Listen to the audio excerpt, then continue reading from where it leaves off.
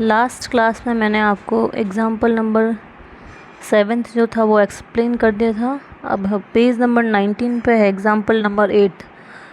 आप उसको पढ़ लेना पहले एंड फिर उसको सॉल्व करना। तो देखो एग्ज़ाम्पल आपका 8 है, OA, OB, OC are three mutually perpendicular lines through the origin and their direction cosines are L1, M1, N1, L2, M2, N2 and L3, M3, N3 respectively. ठीक है, अब देखो आपको क्वेश्चन में क्या बोला है कि हमारे पास 3 म्यूचुअली परपेंडिकुलर लाइंस है। जैसे मैंने फिगर में ड्रॉ करी है, एक तो लाइन ड्रॉ करी है OA, एक OB एंड OC। तो तीनों जो म्यूचुअली परपेंडिकुलर लाइंस है वो देखो किससे पास हो रही है, O यानी कि ओरिजिन से पास हो रही है। अकॉर्डिंग टू क्वेश्चन अपन चल रहे हैं। फिर आगे बोला है कि जो ये लाइन है OA, OB एंड OC की हमें जो लेंथ दी हुई है वो दी हुई है A, OB हमें दिया हुआ है B एंड OC हमें दिया हुआ है C। ठीक है, तो हमें चीज़ क्या प्रूफ करनी है, हमें ये प्रूफ करनी है कि prove that the equation of sphere OABC, यानी कि इन तीनों पॉइंट्स से और ओरिजिन से पास होने वाले जो स्पेयर की इक्वेशन है, जिनके जो परपेंडिकुलर लाइंस है OA, OB, OC, जिनके हमको डायरेक्शन कोसाइंस भी गिवन है, जो कि मैंने ऊपर लिखे हैं L1, M1, N1, L2, M2, N2 and एक के लिखे हैं L3, M3, N3। तो हमें क्या करना है कि इन पॉइंट्स से एंड ओरिजिन से पास होने वाले स्पेयर की इक्वेशन हमें ये प्रूफ करनी है, x² + y² + z² माइनस का x AL1 प्लस का B L2 प्लस का C L3 minus y AM1 plus B M2 plus C M3 minus Z AN1 plus B N2 plus C N3 is equal to 0। अब देखो proof करना है तो हमें ये चीज़ तो पता चल गई कि हमें क्या चीज़ लानी है। अब देखो इसको करना कैसे है। सबसे पहले सोल्यूशन में जाते हैं। हमने क्या लिखा है, अकॉर्डिंग टू क्वेश्चन, यानी कि क्वेश्चन के अकॉर्डिंग क्या है, coordinates of point A, B, C will be. ठीक है, यानी कि पॉइंट A, B जो C आपको फिगर में दिख रहे हैं उसके जो कोऑर्डिनेट्स है वो क्या होंगे, यानी कि स्पेयर के जो इन पॉइंट से पास हो रहा है। तो देखो पहला जो पॉइंट A है उसके कोऑर्डिनेट्स मैंने मान ली AL1, AM1 एंड AN1। दूसरे के मैंने मान लिए BL2, BM2 एंड BN2। और तीसरे के है हमारे पास CL3, CM3 एंड CN3। अब देखो ये कोऑर्डिनेट्स ऐसे मैंने इसलिए माने हैं कि जो क्वेश्चन में OA की लेंथ है वो A हमको गिवन है, और जो OB की लेंथ है B भी हमको गिवन है, जो OC की लेंथ है वो भी हमको गिवन है, और इनके जो म्यूचुअली जो परपेंडिकुलर जो तीनों लाइंस हैं उनके जो डायरेक्शन रेशियोज़ है LMN वो भी अपन को गिवन है। इसके लिए AL1, AM1 एंड AM1 जो हो जाएगा वो A के कोऑर्डिनेट हो जाएगा, दूसरा B वाला BL2, BM2, BN2 ये दूसरा B का कोऑर्डिनेट हो जाएगा, एंड जो C वाली इतनी सी लेंथ दी हुई है C हमें उसके कोऑर्डिनेट हो जाएंगे CL3, CM3 एंड CN3। ये तो चल रहा है अपन क्वेश्चन के अकॉर्डिंग। अब आगे क्या लिखा, let equation of sphere OABC is. तो देखो मैंने आपको पहले भी ये चीज़ बता दी है, ऐसा क्वेश्चन भी एक्सप्लेन कर दिया है कि जो ओरिजिन से पास होती है उसकी इक्वेशन क्या होती है। तो D इज इक्वल टू क्या होता है, उसमें 0 लेते हैं तो जनरल इक्वेशन होती है स्पेयर की x² + y² + z² + 2ux 2vy + 2wz is equal to 0। ठीक है, ऐसा एक एग्जाम्पल है, उसको मैंने एक्सप्लेन कर दिया, फिर से मैं बता रही हूँ। एग्जाम्पल नंबर 3 होगा अपने पास शायद, तो उसको आप देख लेना। तो यहाँ पे क्या होगा, अपने पास D 0 हो जाएगा। तो यहाँ पे लिखा है since it passes through the origin so 0,0,0, यानी कि जो स्पेयर की जनरल इक्वेशन होती है उसमें आप अगर x y z की प्लेस पे 0 पुट कर देते हो तो आपको क्या मिल जाता है, D वहाँ से 0 मिल जाता है। और आप जब स्पेयर की जो जनरल इक्वेशन है उसमें D को 0 रखते हो तो आपको ये OABC की इक्वेशन फाइनली मिल जाती है, इक्वेशन नंबर 1। अब आगे क्या लिखा है, again sphere 1 passes through the point AL1, AM1 and AM1। अब देखो ये जो पॉइंट्स है, जो कोऑर्डिनेट्स हमने क्वेश्चन के अकॉर्डिंग निकाले हैं ऊपर ABC के, तो क्वेश्चन में यही चीज़ बोली है कि जो ये लाइंस है तीनों, ठीक है, और उनके जो कोऑर्डिनेट्स है वो एक तो ओरिजिन से पास हो रहे हैं और एक A पॉइंट से, एक B पॉइंट से एंड C पॉइंट से पास हो रहे हैं। इसका मतलब ये है कि ये जो स्पेयर है, इन तीनों पॉइंट्स एंड ओरिजिन को क्या करना चाहिए, सेटिस्फाई करना चाहिए। तो हम क्या कर रहे हैं कि एक एक पॉइंट को लेके एक्स वाई एंड जेड की प्लेस पे उसमें पुट कर लेंगे स्पेयर एनी वन, जो इक्वेशन नंबर 1 है। ठीक है, तो यहाँ पे एक्स वाई एंड जेड की प्लेस पे हम पहला पॉइंट पुट करेंगे AL1 AM1 AN1। तो x की जगह पे क्या हो जाएगा A² L स्क्वायर, y किस जगह पे हम पुट कर रहे हैं AM1, तो यहाँ पे हो जाएगा A² M1 का स्क्वायर प्लस यहाँ पे हो जाएगा A² N1 का square plus 2U AL1 plus 2V y की प्लेस पे AM1 प्लस 2W z की प्लेस पे AN1 is equal to 0। Since d is equal to 0, आपको पता है कि d 0 क्यों लिया है, क्योंकि वो ओरिजिन से पास हो रहा है। फिर हम क्या करेंगे, नेक्स्ट स्टेप में A² कॉमन ले लेंगे तो हमें मिल जाएगा L1 का स्क्वायर प्लस L2 का स्क्वायर प्लस N1 का स्क्वायर प्लस यहाँ से हम क्या कर लेंगे, A कॉमन ले लेंगे तो यहाँ पे मिल जाएगा 2U L1 plus 2V M1 plus 2W N1 is equal to 0। अब देखो नीचे मैंने क्या लिखा है, relation between directions cosines L1 का स्क्वायर प्लस M1 का स्क्वायर प्लस N1 का स्क्वायर इज इक्वल टू 1। यानी कि जो LMN इनके जो लाइंस के जो डायरेक्शन कोसाइंस हमको गिवन है सबके अलग अलग, तो इनमें जो रिलेशन होता है एक अपने पास ये होता है कि जो L1 L का स्क्वायर M का स्क्वायर N का स्क्वायर, यानी कि जो डायरेक्शन रेशियोज होते हैं किसी लाइन के नॉर्मल के, वो इक्वल किसके होते हैं, 1 के इक्वल होते हैं। तो देखो यहाँ पे L1 का स्क्वायर प्लस M1 का स्क्वायर प्लस N1 का स्क्वायर, यानी कि ये OA लाइन के क्या है, डायरेक्शंस रेशियोज है। तो यहाँ से हम क्या करेंगे, इस रिलेशन से इसको 1 के इक्वल रख देंगे। फिर हमें क्या मिलेगा, 2U L1 plus 2V M1 plus 2W N1 equal हो जाएगा A², ये जो LMN का स्क्वायर है ये तो 1 हो जाएगा, और ये माइनस का A² अपॉन में चला जाएगा A के, तो यहाँ से हमको वैल्यू मिल जाएगी माइनस का A। ठीक है, अब देखो सिमिलरली आगे, ये शायद स्टेप इसमें क्लियरली विजिबल नहीं है तो आप नोट्स में देख लेना, मैं आपको फिर से सेंड कर लूँगी। ठीक है, तो देखो आगे वाले स्टेप में चलते हैं। इस क्वेश्चन में क्या मिलेगा, sphere 1 passes through the point B।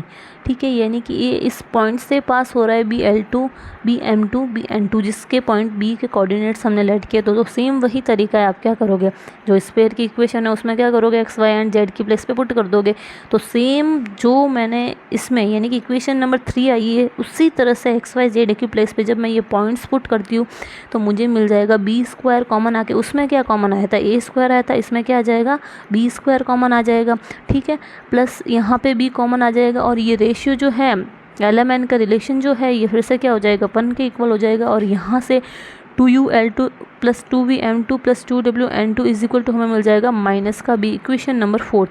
अब देखो sphere 1 passes through the point C, यानी कि ये पॉइंट C से पास हो रहा है। तो पॉइंट C के कोऑर्डिनेट्स हमारे पास क्या थे, क्वेश्चन के अकॉर्डिंग CL3 CM3 से N3। सिमिलरली मैं अभी आपको ये वाला एक्सप्लेन नहीं करूँगी स्टेप, क्योंकि आपको क्या करना है, जो स्पेयर की जनरल इक्वेशन है उसमें एक्स वाई जेड की प्लेस पे क्या करना है, पुट करना है, क्योंकि ये क्या हो रहा है, इन पॉइंट से पास हो रहा है इसके लिए।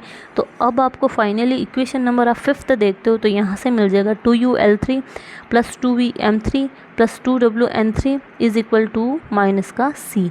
अब देखो इस क्वेश्चन को सॉल्व करने के लिए हम क्या करेंगे आगे, on multiplying by L1 L2 and L3 in equation number 3 4th and 5th respectively and then adding. ठीक है, यानी कि पहले क्या करेंगे, जो इक्वेशन नंबर 3 है मैं वापस पीछे कर रही हूँ PDF में, तो जो इक्वेशन नंबर 3 दिख रही है उसको आप किससे मल्टीप्लाई करोगे, L1 से, 4 को करोगे L2 से, एंड 5th को क्या करोगे, L3 से करोगे। तो मैंने मल्टीप्लाई कर दिया है, 2U L1 का square plus 2V L1 M1 plus 2W L1 N1 is equal to minus का A L1।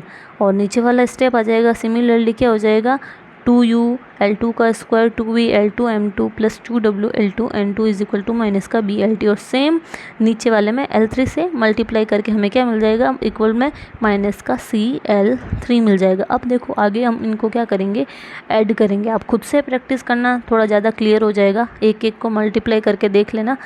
अब देखो आगे मैंने सबको क्या कर दिया है, ये जो इक्वेशन है यहाँ पे मतलब L1 L2 एंड L3 से मल्टीप्लाई करने के बाद जो इक्वेशंस मिली हमको, इनको क्या करेंगे, आपस में ऐड कर लेंगे। तो आप देखो तीनों इक्वेशन में जो फर्स्ट स्टेप देखते हो तो उसमें यहाँ पे आपको क्या कॉमन मिल रहा है, 2U कॉमन मिल रहा है, और L1 का स्क्वायर L2 का स्क्वायर एंड L3 का स्क्वायर क्या आ रहा है, आपके कॉमन आ रहा है। तो देखो मैंने पीछे लिख दिया L1 का स्क्वायर, L2 का स्क्वायर एंड L3 का स्क्वायर कॉमन ले लिया। दूसरे में से क्या कॉमन आ रहा है, दूसरे स्टेप में 2v कॉमन आ रहा है और थर्ड वाले स्टेप में से आपके कॉमन आ रहा है 2w। तो आपको फाइनली मिलेगा L1 M1, L2 M2, L3 M3 and 2w common आके मिलेगा L1 N1, L2 L2 and L3 M3। और देखो दोनों के राइट हैंड साइड में क्या है, माइनस का a L1 माइनस का b L2 एंड माइनस का c L3। तो ये माइनस कॉमन आके ऐड हो जाएंगे। तो यहाँ पे ऐड होके स्टेप मैंने लिख दिया। अब देखो क्वेश्चन कंटिन्यू चल रहा है लेकिन बीच में एक फार्मूला यूज़ हो रहा है, तो मैंने पहले फार्मूले लिख दिए। तो आप पहले इनको पढ़ लो। क्या है, relations between directions cosines of 3 mutually perpendicular lines. ठीक है, देखो अपने पास तीन और अपने पास 9 फार्मूलाज होते हैं किसके, ये जो डायरेक्शन कोसाइंस है इनके। तो देखो फर्स्ट जो फार्मूला है वो है L1 का स्क्वायर M1 का स्क्वायर N1 का स्क्वायर इज इक्वल टू 1 होता है, जो कि अपन ने आगे यूज़ कर लिया है। L2 का स्क्वायर M2 का स्क्वायर N2 का स्क्वायर इज इक्वल टू 1 होता है। L3 M3 एंड N3 का स्क्वायर भी हमारे पास 1 होता है। एंड और करके ये एक और फार्मूला लिखा है कि L1 का स्क्वायर यानी कि L1 L2 एंड L3 किसी कोई भी 3 लाइन के अलग अलग जो डायरेक्शंस क्वेश्चंस है, यानी कि L1 L2 L3 का स्क्वायर भी हमारे पास क्या है 1 होता है। M1 M2 M3 का स्क्वायर भी 1 होता है and N1 N2 and N3 का स्क्वायर भी 1 होता है। और एक हमारे पास होता है L1 M1 plus L2 M2 plus L3 M3 is equal to 0। M1 N1 M2 N2 and M3 N3 is equal to 0। ये आपको ये लर्न करने, क्योंकि ये इंपॉर्टेंट फार्मूलाज है और ये आपके हर जगह यूज़ आएंगे। ठीक है, तो ये जो होता है वो इक्वल किसके होता है, 0 के इक्वल होता है। अब देखो वापस मैंने 2u करके इक्वल में माइनस का a L1 प्लस का b L2 प्लस का c L3 लिखा है, जो कि क्वेश्चन कंटिन्यू चल रहा है। यहाँ से ये बीच में मैंने फॉर्मूला लिख दिया है, तो कंफ्यूज मत होना। ठीक है, और ऊपर जो मैंने स्टेप लिखी है उसमें इक्वल टू 1 लिखा है। क्यों लिखा है आपको पता है, क्योंकि ये फार्मूला होता है। और L1 M1 को 0 कर दिया, इस पूरे स्टेप को क्यों लिखा है, क्योंकि ये भी फार्मूला होता है। एंड लास्ट वाले स्टेप है 2w के साथ, उसको भी मैंने 0 कर दिया क्योंकि ये भी क्या है, अपने पास एक फार्मूला है। तो देखो यहाँ से फाइनली मुझे देखो मिलेगा 2u is equal to second term 2v वाली 0 2w वाली 0 इक्वल में मिलेगा माइनस का a L1 प्लस का b L2 प्लस का c L3 मिल जाएगा। ठीक है, अब देखो नीचे मैंने क्या कर लिया है, similarly on multiplying equation number 3 4th and 5th। ठीक है, by M1 M2 and M3 respectively and adding. अब देखो ये जो यहाँ पे मैंने मल्टीप्लाई किया था, पिछले वाले स्टेप में मैंने एक एक टर्म को मल्टीप्लाई किया एंड यहाँ से सॉल्व करके मैंने वैल्यू निकाल ली है किसकी, 2u की। तो मैं M1 M2 एंड M3 से मल्टीप्लाई करूँगी तो मुझे वैल्यू मिलेगी 2v की, जो कि मैं सेम जो 2u में आई है वो वैल्यू में लिख सकती हूँ। यानी कि ऑब्वियस सी बात है कि यहाँ पे L1 L2 L3 है, तो मुझे इसमें क्या मिल जाएगा सॉल्व करने के बाद M1 M2 M3, क्योंकि उसमें हमने किससे मल्टीप्लाई किया था, L1 L2 L3 से किया था।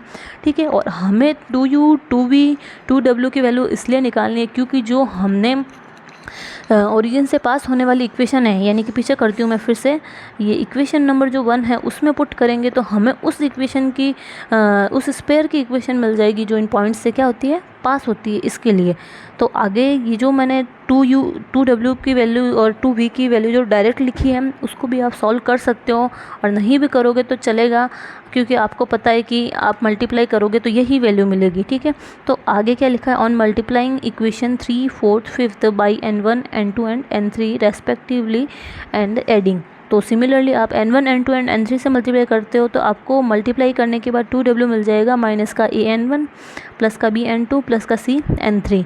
अब देखो 2u की वैल्यू मिल गई, 2w की वैल्यू मिल गई, 2v की वैल्यू मिल गई, और d अपने पास क्या ओरिजिन से पास हो रहा है तो वो तो 0 है। तो क्या करेंगे, the values of 2u 2v 2w and d put in 1, यानी कि जो इक्वेशन नंबर 1 है आपको कहाँ दिख रही है, इसमें आप 2u 2v एंड 2w की जगह पे जब ये वैल्यू पुट करते हो तो आपको यहाँ से देखो ये कट गया है ऊपर से, तो आपको यहाँ से फाइनली मिल जाएगा x² plus y² plus z²। 2u की वैल्यू यहाँ से रख दोगे माइनस का a L1 plus b L2 plus c L3 रख दोगे, 2v की भी वैल्यू रख दोगे, सिमिलरली 2w की भी वैल्यू रख दोगे, और d अपने पास क्या है 0। तो ये फाइनली इक्वेशन आपको मिल जाएगी किसकी, o a b c की, जो कि ओरिजिन और ये इन पॉइंट a b c की जो कोऑर्डिनेट्स थे उनसे पास होने वाली।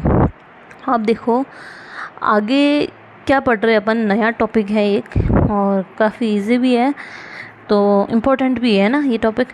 क्या लिखा हुआ है, प्लेन सेक्शन ऑफ स्पेयर। गोले का समतलीय परिच्छेद।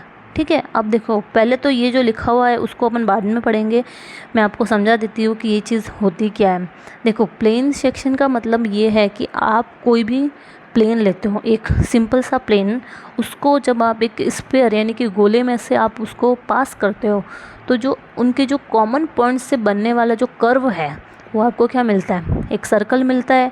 ठीक है, तो उस सर्कल को अपन क्या बोलेंगे, plane section of a sphere. अब देखो अभी भी अगर आपको ये चीज़ क्लियर नहीं हुई हो तो मैंने एक फिगर लिया है पीछे की तरफ 3D, आप उसको देख सकते हो।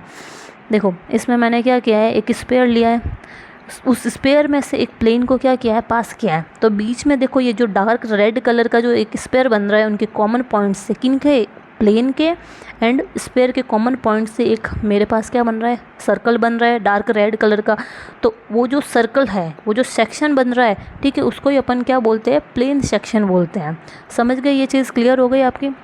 अब देखो इसमें करना क्या है आपको, इसमें पेज नंबर 21 पे देख लेना बुक में, तो बंसल भार्गव की बुक में। तो देखो प्लेन सेक्शन क्या होता है, ये डेफिनेशन भी आ जाए कि प्लेन सेक्शन ऑफ स्फीयर की डेफिनेशन लिख दी है तो आप लिख सकते हो आराम से कि किसी प्लेन को जब हम स्फीयर में से पास करते हैं तो जो कॉमन पॉइंट से बनने वाला जो अपना कर्व होता है, यानी कि सर्कल ही बनता है obvious.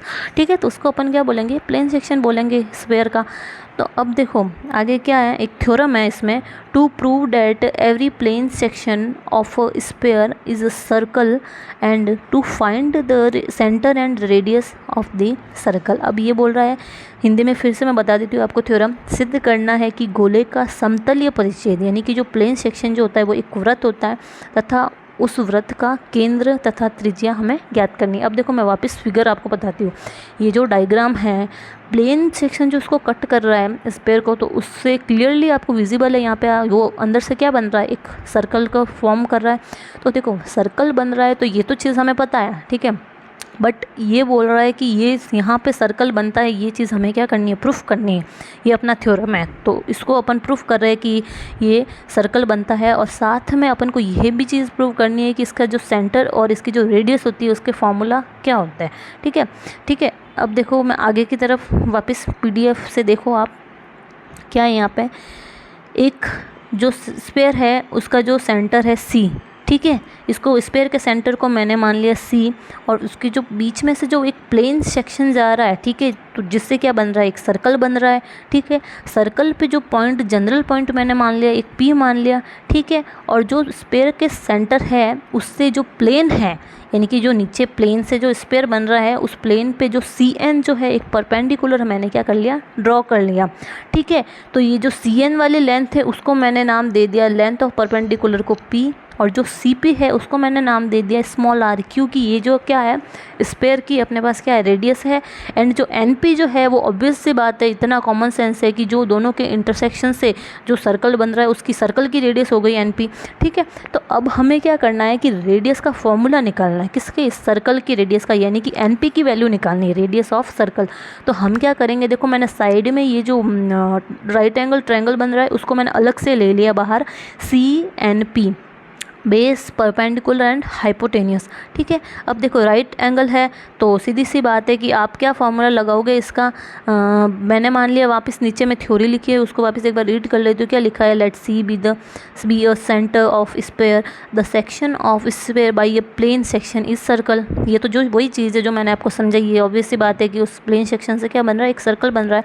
So by right angle triangle CNP, यानी जो CNP अपना जो है राइट एंगल ट्रायंगल यानी कि जो समकोण त्रिभुज है उसमें अपन देखेंगे तो हमें किसकी वैल्यू निकालनी, NP की, यानी कि जो सर्कल की रेडियस है उसकी वैल्यू निकालनी, क्योंकि स्फीयर की रेडियस की तो फॉर्मूला अपन को पता है, हमें सर्कल की रेडियस का फॉर्मूला निकालना है। तो हम यहाँ से कैसे निकालेंगे, आपने पढ़ा होगा पाइथागोरस थ्योरम।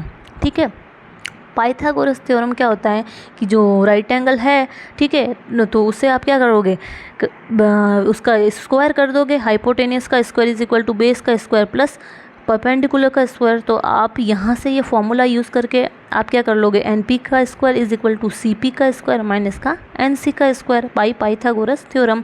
तो देखो जो CP वाली लेंथ है वो क्या है, इसकी C जो है स्फीयर का सेंटर है, तो जो CP वाली लेंथ है वो क्या हो जाएगी, एक स्फीयर की लेंथ हो जाएगी, यानी कि इसको मैंने मान लिया R, तो ये हो जाएगा R स्क्वायर, और NC जो है वो क्या है, पी है, ठीक है। परपेंडिकुलर लेंथ इसको मैंने माना था CP को, CN को सॉरी P माना था। तो NP का स्क्वायर हमारे पास हो जाएगा R का स्क्वायर माइनस का P square is equal to NP को मैं क्या लिख सकती हूँ, under the root R square minus का P स्क्वायर लिख सकती हूँ, where CP is equal to R is equal to radius of sphere, ठीक है।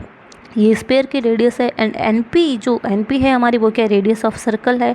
एंड CN जो है वो हमारी क्या है, P इज इक्वल टू जिसको मैंने माना था P perpendicular length from centre on plane, यानी कि जो C जो है स्पेयर का जो सेंटर है उससे जो प्लेन पे परपेंडिकुलर ड्रॉ किया था वो वाली लेंथ है, इसलिए कौन सी लेंथ हो गई, परपेंडिकुलर लेंथ हो गई। अब देखो क्या लिखा हुआ है नीचे, ग्रेट सर्कल, ठीक है। ग्रेट सर्कल हिंदी में इसको बोलते हैं वृहत वृत्त, यानी कि जो ग्रेट सर्कल है वो क्या होता है। अब देखो मैं आपको वापस इसका डायग्राम फिर से बता देती हूँ एक बार कि ये जो प्लेन सेक्शन है ये क्या कर रहा है कि मतलब जो स्फीयर का जो सेंटर है उस पे नहीं और थोड़ा नीचे की तरफ क्या कर रहा है, उसको क्या कर रहा है, कट कर रहा है। और मैं आपसे ये बोलूँ कि जो स्फीयर का जो सेंटर होता है वहाँ से अगर ये जो प्लेन है उसको क्या कर लेगा, कट कर लेगा स्फीयर को, तो क्या होगा हमारे पास, हमें जो सर्कल मिलेगा वो सबसे बड़ा सर्कल मिल जाएगा, ठीक है, क्योंकि वो उसके स्फीयर के क्या हो रहा है, सेंटर से पास हो रहा है प्लेन, ठीक है। तो वही हमारे पास क्या होता है, ग्रेट सर्कल होता है। और फिर नीचे इसमें क्या लिखा है, centre and radius of great circle is same as sphere, ठीक है। तो देखो कॉमन सेंस वाली बात है कि जो हमारे अगर प्लेन जो है स्फीयर के सेंटर से पास होगा तो बीच में क्या बनेगा, एक सर्कल बनेगा, ठीक है। और जो सर्कल का जो सेंटर है, ठीक है, वही किसका सेंटर होगा, इसका स्फीयर का होगा, क्योंकि वो बीच में से मिड वाले पार्ट में से क्या हो रहा है, पास हो रहा है।